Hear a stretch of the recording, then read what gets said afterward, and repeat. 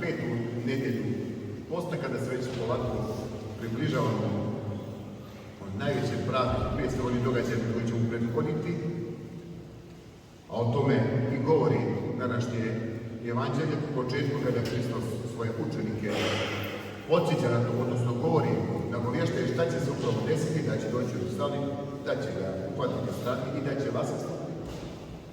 U ovu nedjelju mi čujemo i ovo drugo evanđelje koje nam govori, gdje vidimo ovaj događaj kada ona grešna žena se kaje i cijeliva noge Hristu Isusu i oni oproštaju grijehe.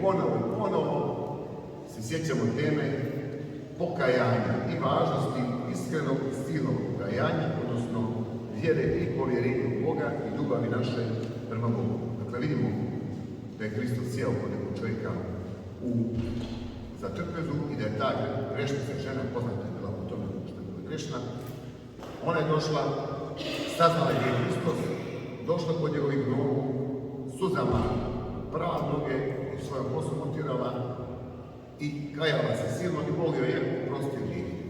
Dakle, Bog je odlično znao kolika ona grešnica, zaista jeste bila velika grešnica, ali bez ikakvog razmišljanja joj je oprostio grijehe. Imamo takvih primjera mnogo u Svetom pismu, počeo od razbojnika na krstu koji je bio zaista toliko grešan da je razapet na krst, a Bog mu je samo kada svoj pokaja, kada se shvatio da je Hristos i pokajao se odmah mu je oprostio. Imamo onu evanđelsku priču o bludnome sinu koji je također tekako zaslužio kaznu, međutim čim se pokajao, Bog mu je oprostio. Dakle, mnogo primjera kada stalno crkva podsjeća koliko god smo mi grešni, ako se iskreno kajemo, ako imamo povjerenje u Boga, da je ljubav Božja veća od naših grijehova. To je ona istina, to je ono što nas stalno crkva podsjeća, da budemo svjesni svojih grijehova, da jesmo grešni, ali da nema toga grijeha koji je veći od Božje ljubavi, a Bog samo čeka naše iskreno pokajanje, samim tim da pokažemo iskrenu pravu ljubav prema Bogu, a Božja ljubav je tolika da će sve grijehe oprostiti. To je ono prvo što zaključujemo iz današnjeg evanđelja, a ima još nešto. Dakle, vidimo da je Gospod sjeo u kuću nekog fariseja. Fariseji su bili Jevreji koji su bili poznati po tome da su držali zakon, ali su po tome još bili poznati što su često bili licemjeri. Zbog toga ih Hristos često i prekorao. A šta znači to? Znači da su oni formalno poštovali zakon, a da iskreno to nisu učinili. Su vodili prethodno da se pokazuju da su pravedni, a u stvari to i nije bilo tako. Taj farisej, od koga je sjeo Gospod da jede, razmišlja, vidi da mu je prišla na grešnica, vidi da je on pušta da mu dodiruje noge, a po jevrijskim običajima nije trebalo grešnike pustati da uopšte dodiruje nekoga. I onda on pomišlja čak, možda i nije prorok, čim on ne zna, jer da zna da je prorok, znao bi kakva ga grešnica dodiruje. Međutim, Gospod, znajući njegove misli, odgovara i prekorava ga i podsjeća ga šta je on uradio, a šta je on uradio. Naime, postojao je također jevrijski običaj da kada neko dođe u kuću, kao izraz gostoprimstva i poštovanja gosta, donese mu se voda, da mu se operu ruke i noge mu se operu, također mu se da cijelit i pomaže se često uljem u glavu. To su osnovne neke, kažem, pokazatelj da poštuje domaćin gost. I on kaže, kada sam ušao u tvoju kuću, nisi mi ni noge oprao. A vidi ona šta radi, suzama svojim, od kako sam došao, suzama svojim pere moje noge i kosom. Nisi mi dao cijelu, ona ne prestaje da ljubi moje noge. Nisi mi pomazao glavu, a ona najskupljim mirisima pomazuje moje noge. I onda kroz onaj primjer pokazujemo da je mnogo veću ljubav pokazala. Ona je zato dobila oproštenje grijehova, a njega prekorava zato što nije ni osnovne stvari ispunio. Zašto bi mi danas slušali uopšte i razmišljali o tome što Gospod prekorava nekog fariseja, jer da mu ime znamo da se pomene kako se zove? Zato što taj prekor nije prekor nekom tamo fariseju, nego to nama upućena poruka. Mi smo ti fariseji, mi smo ti licemeri, jer svakoga dana zaboravljamo osnovne naše obaveze prema Bogu, osnovnu našu ljubav koju treba da pokažemo prema Bogu, a itekako znamo da gledamo šta ko drugi radi i itekako primjećujemo tuđe grijehe i kao što će sad ovaj u crkvi, kada je grešan i mi tu vodimo razmišljanje o tome šta Bog radi, zašto prima ovdje i droga, a zaboravljamo osnovno što je naš posao.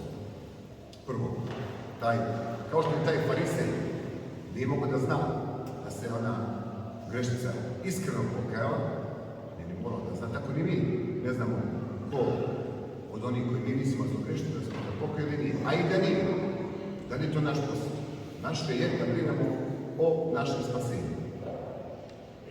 Sjetimo se letine molitve koju slušamo svakoga dana tokom ovoga divnoga velikoga posta, to je molitva Svetog Jefrema Sirina, Gospode vladiko života Boga kad planimo danije, pa treća prozba kaže Gospode daj da bude svjestan svojih sagrešenja, a da ne suđujem brata svoga.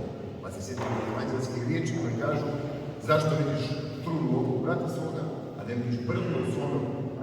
Pa se sjetimo onog evanđelja koji smo čitali na početku ovoga posta.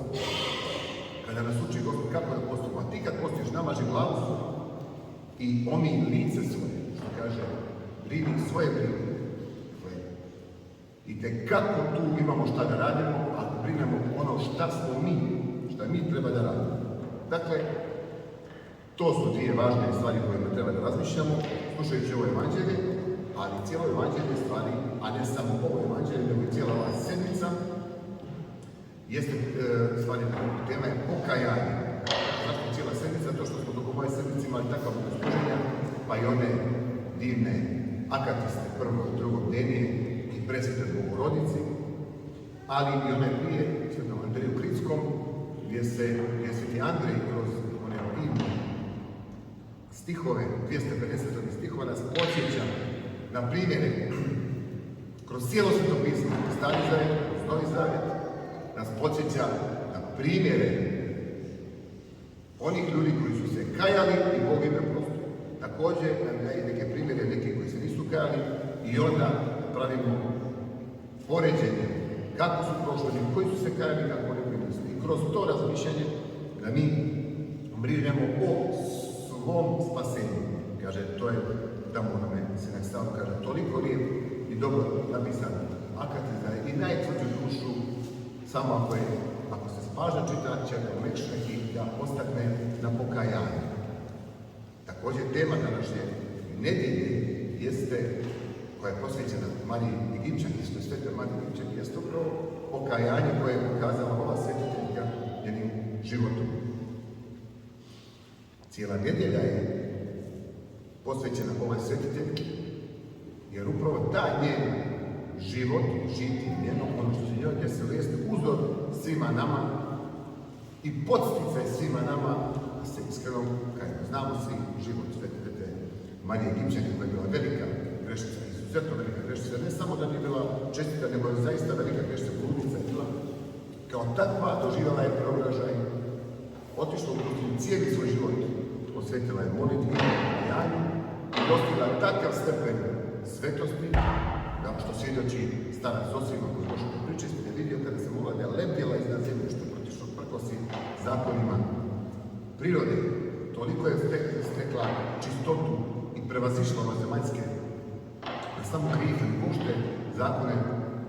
Dakle, a upravo ovo žitije nam predlaže crkva od mnogih svetitelja koje crkva proslavlja, nas crkva nam predlaže upravo ovo žitije da nas podstakne i ohrani.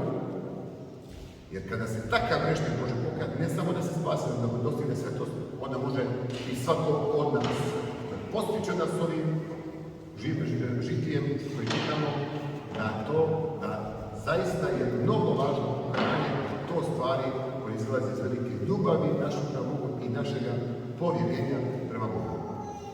Neka mi Gospod prije s molitvama presvete Bogorodice i Svete Marije Egipćanke i Svetoga Andreja Kritskoga nam dao da zaista, čitajući ova evanđelja i ova žrtva, sebe na taj put podstaknemo, znači da sa povjerenjem i ljubavlju Boga da se pobjedimo i naš grijeh